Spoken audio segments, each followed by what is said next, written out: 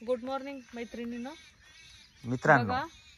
मित्रांनो मैत्रिणी स्वयंपाक करतात ना, म्हणून मैत्रिणींनो. काय झालंय, मी आता 2 ते 3 वर्ष झालं मी असं मिरच्या लावते, वांग्याची झाडं लावते, परत टमाटरची झाडं लावते. काय झालं माहित आहे का? टमाटरची कुठे आहे? टमाटर हे काय टमाटरचं झाड इथे का? टमाटर आणि तिथं बी पडलं होतं, बाकीचं बी वापरलं. वापरलं. वांग्याचं आहे ना? हा, ही वांग्याचं झाड आहे.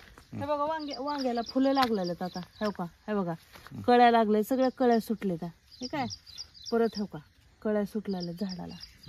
हा, कळ्या सुटलेल्या तर सगळीकडे. काय माहितीये का? हा, ही पण टमाटरचं झाड आहे.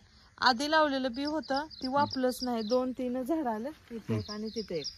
आणि 3 ह्याची वांग्याची झाड आहेत.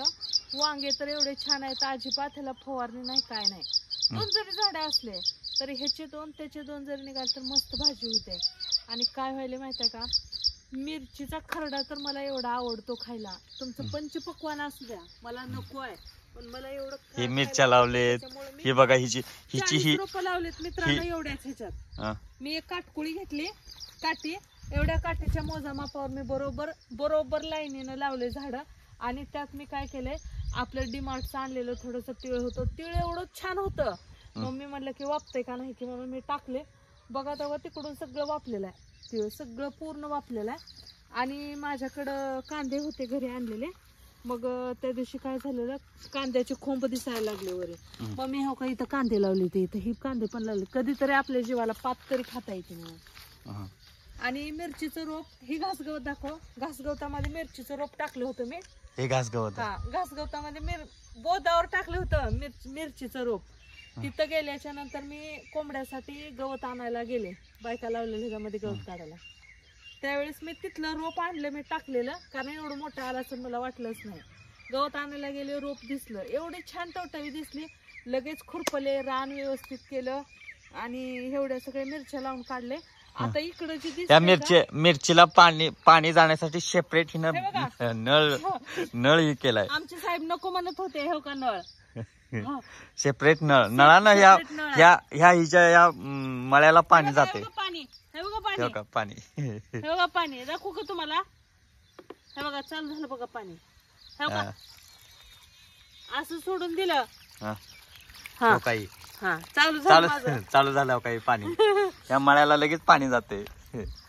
कांद्या वाटून हा, सगळं अजिबात पाणी दिलं नाही ह्याला. पाणी विहिरीचं चालू केलं. आणि विहीर छान आहे ना हिचा मळा. आणि विहीर आमची असं म्हणजे गाळ काढलेला नव्हता, काही विहिरीचं काम झालं नसतं, उन्हाळ्यात पाणी चालू आहे बघा. पण ह्या वेळेस काय केलं माहिती आहे का, आम्ही विहिरीचं काम करून घेतलं, त्याच्यामुळे काय आता विहिरीला 24 तास 12 महिने पाणी असणार आहे. कारण फुल ते पाठीमागं जे हिच्या पाठीमागं दिसते ना, ती कडीपत्ता आहे. कडीपत्ते झाड पण ही मीच लावले. आणि ज्यावेळेस मी 4 वर्ष शेळ्या राखलीत मी. आम्हाला गावातली लोक म्हणायचे, अगं बाई कशाला राखली, कारण माझी सासू ही इथली म्हणजे मुलगी आहे, माझी सासू इथली माहेर आहे, माझ्या सासूचं माहेर आहे. त्याच्यामुळे मला आव जावं बोलण्याचा कोणी प्रश्नच नाही, मला सगळे आरतुरच बोलतात. आणि लहान असताना माझं नाव छोटी म्हणून बोललेलं माझ्या आई वडिलांनी, तर ह्यानी इथं पण प्रचार तीच केला. मग छोटे कडीपत्ता घेऊ का, हे असं चालू असतं दिवसभर. मळ्याच्या मळ्यामध्ये कोण ग उभी, राखण करते मी रावजी, दाजी काय पुढचं दाजी बा, काय की बाबा.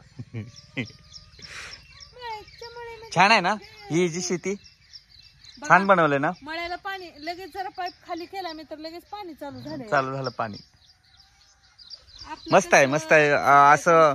काय हिची बाहेरचे जे ही आहे म्हणजे झाड, मिरच्या, माळव फवारलेलं असतं, त्याच्यामुळं आपल्या घरी लावलेलं छान. घरी स्वतः म्हणजे ते माळव कमीत कमी बाहेर आणण्याचा विषय ठेवायचा नाही, घरच्या घरी छान येते माळव.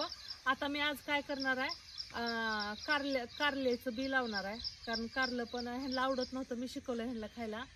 मग त्याच्यामुळे ह्यांनी पण आता कारल्याचे फॅन झालेत, कारल्याच्या भाजीचे. कारलं अजून काय काय लावणार, टाकणार आहे? थोडं धन लावणार आहे, थोडीशी मेथी लावणार आहे, कारण इथं थोडी जागा राहिली आहे, तिथं लावून घेणार आहे.